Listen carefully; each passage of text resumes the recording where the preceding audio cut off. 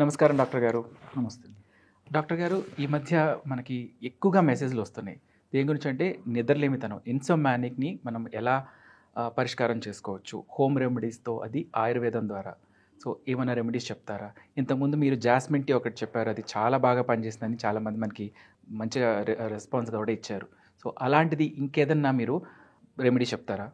So ఇంతకుముందు jasmine టీతో ఎలా వాడుకోవాల్సిందంతా చెప్పాను సార్. జాస్మిన్తో టీ తయారు చేసుకొని యాక్చువల్గా సర్వసాధారణంగా నిద్ర రాకుండా ఉండేందుకు టీ తాగుతారండి. ఇప్పుడు మనం చెప్పుకోబోయేది నిద్ర వచ్చేందుకు టీ, అది స్పెషాలిటీ. అండ్ రెండోది ఏంటంటే ఇది కూడా మనకు ఈజీగా దొరికేటువంటి ఆహార పదార్థాలతో రెమెడీ తయారు చేసుకొని చక్కటి నిద్ర, ప్రశాంతమైనటువంటి కంటిన్యూ నిద్ర మనం పొందేదానికి అవకాశం ఏర్పడుతుందండి. కంటి నిండా నిద్రపోతే ఒంటి నిండా ఆరోగ్యం అని చెప్పేసి మన పెద్దలు చెప్తుంటారు. నిద్ర పోకపోవటమే సగం రోగం. రియల్లీ సో ఎంతమంది కంటి నిండా నిద్రపోగలుగుతున్నారండి? సరే, దీనికి 1,00,000 కారణాలు, ఆ రకరకాలు సందర్భానుసారంగా అవి కూడా మనం ప్రస్తావించుకుందామండి. సో యాక్చువల్గా ఏం జరుగుతుందంటే అండి, ఈ నిద్ర పట్టకపోయేదానికి కారణం ఏంటంటే మన మెదడులో నిద్రను కలుగజేసేటువంటి మెలటోనిన్ అనేటువంటి రసాయన పదార్థం ఉత్పత్తి సరిగా కాకపోవడం, ఒకవేళ పద్ధతి ప్రకారం ఉత్పత్తి అయినా సరిగా పనిచేయకపోవడం, ఈ రెండు కారణాల వల్ల నిద్ర పట్టకపోయేటువంటి పరిస్థితి జరుగుతుంటుందండి. సో ఇప్పుడు మనం చెప్పుకోబోయేటువంటి ఔషధము, ఆహార ఔషధం దాన్ని రెక్టిఫై చేసేస్తుంది. అంటే మెలటోనిన్ ఉత్పత్తికి పరోక్షంగా దోహదపడుతుంది. అట్లే ఉత్పత్తి అయినటువంటి మెలటోనిన్ కూడా సక్రమంగా పనిచేసేందుకు ఉపయోగపడుతుంది. ఎలాగంటే రోజు నైట్ అండి ఈ యొక్క ఔషధాన్ని వాడుకోవాలి. ఈ చాయ్, it is called as banana chai. Banana chai. So fruit chai అనొచ్చా? Exactly, banana chai. సో ఎలా తయారు చేసుకోవాలంటే ఒక పాత్రలో 200 ml to 250 అప్రాక్సిమేట్గా నీళ్లు తీసేసుకొని ఆ నీళ్ళలో ఒక పండు బనానా తీసేసుకొని మొదటి చివరి 2 కట్ చేశారండి. కట్ చేసేసి తొక్కతో సహా నిలువుగా 2గా కట్ చేయాలి. మొదటి వైపు తోడే వైపు కట్ చేసేసి మధ్యలో తీసుకోవాలి. మామూలుగా మనం తినేటప్పుడు ఏం చేస్తామంటే తొక్కను పారేసేసి ఆ లోపల ఉన్నటువంటి ఆ గుజ్జును తింటాం కదా. దీనికి అలా కాకుండా తొక్కతో సహా నీళ్ళలో వేసాయి. ఓకే, మొత్తం పండు వేసాయి. తొక్కతో పాటు హాఫ్ కట్ చేసేసి నిలువుగా కట్ చేసేసి నిలువు కట్ చేయాలి. సో వేసిన తర్వాత సన్న మంట మీద, లో ఫ్లేమ్ మీద అది వేడి చేయాలన్నమాట. ఎలాగంటే దాంతోపాటు జస్ట్ 1 గ్రామ్ ఆఫ్ దాల్చిన చెక్క, సినమన్ చిన్న చిన్న క్రష్ చేసి కూడా వేయచ్చండి, ఏ ప్రాబ్లం అయితే ఏం లేదు. లేకపోతే మనం తాగే ముందైనా వేసుకోవచ్చు దాల్చిన చెక్క పొడి, as per your choice. So సన్న మంట మీద ఒక 10 నిమిషాల సేపు మరిగించాలండి, స్లో ఫైర్, సిమ్. సో 10 నిమిషాలు మరిగిన తర్వాత దాన్ని తీసేసి వడగట్టేసేసి గోరవెచ్చగా ఉన్నప్పుడు మనం చాయ్ ఎట్లా తాగుతాము, టీ తాగుతాము, జస్ట్ టీ తాగినట్టు చాయ్ తాగినట్టు ఎంజాయ్ చేసుకుంటూ కొద్ది తాగాలి, కొంచెం సిప్ తాగుతూ ఉండాలి.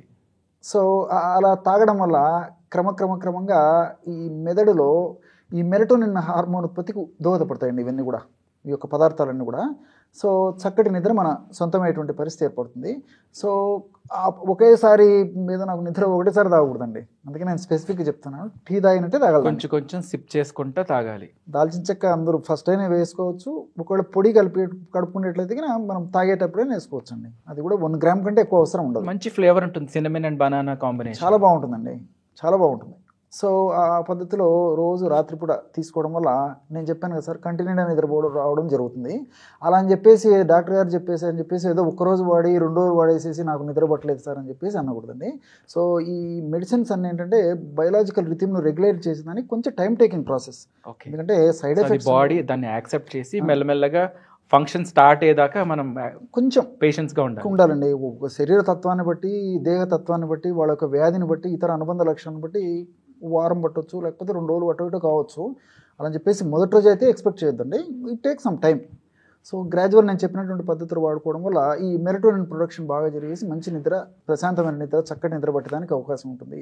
తర్వాత సైడ్ బెనిఫిట్స్ ఉంటాయి, ఎలాంటి సైడ్ ఎఫెక్ట్స్ కూడా ఉండవు. సో మనం ఆధునికంగా, సైంటిఫిక్గా, శాస్త్రీయంగా మనం ఆలోచించినప్పటికీ ఈ అరటి పండులో ట్రిప్టోపాన్ అని చెప్పేసి ఒక అమినో యాసిడ్ ఉంటుంది. ఈ ట్రిప్టోపాన్ అనేటువంటి అమినో యాసిడ్ యొక్క ప్రభావం ఏంటంటే మెదడులో మెలటోనిన్ ఉత్పత్తికి దోహదపడుతుంది. సో దానికి తోడు ఈ మ్యాలిక్ యాసిడ్ అని చెప్పేసి ఇతర అనేక రకాలైన ఫైటోకెమికల్స్, ఫ్లేవనాయిడ్స్, ఇలాంటి అనేక రకాలైనటువంటి ఇవన్నీ ఉంటాయండి, ఫినోలిక్ కాంపౌండ్స్. సో తర్వాత ఈ కాల్షియం, ఇలాంటి అనేక రకాలైన పదార్థాలు కూడా మన బాడీకి ప్రత్యక్షంగా పరోక్షంగా ఉపయోగపడతాయి.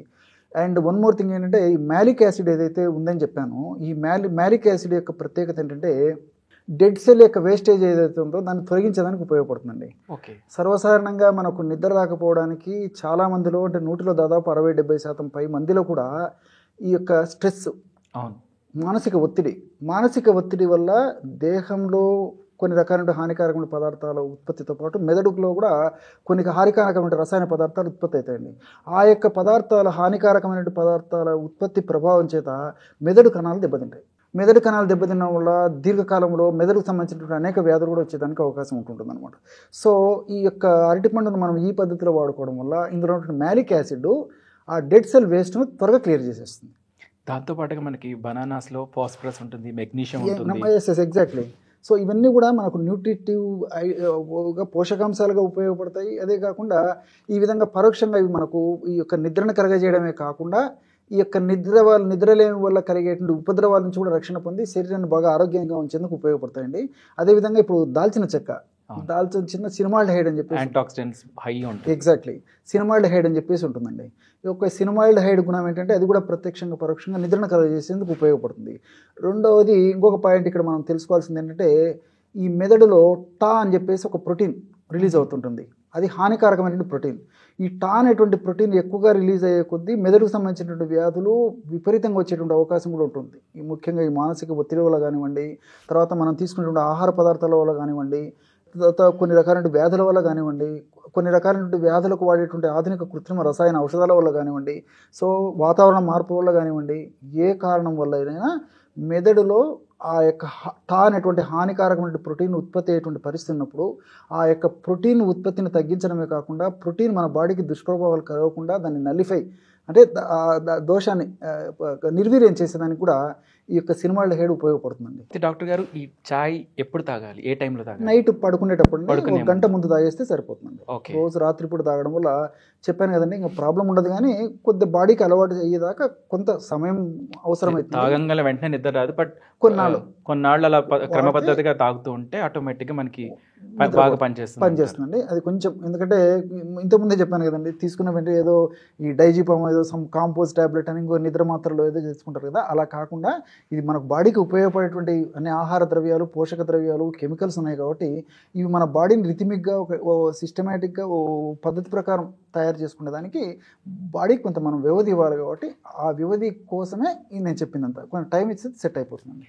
Thank you so much doctor గారు. ఇన్సోమానిక్ మాకు మంచి రెసిపీ చెప్పినందుకు థ్యాంక్ యూ సో మచ్.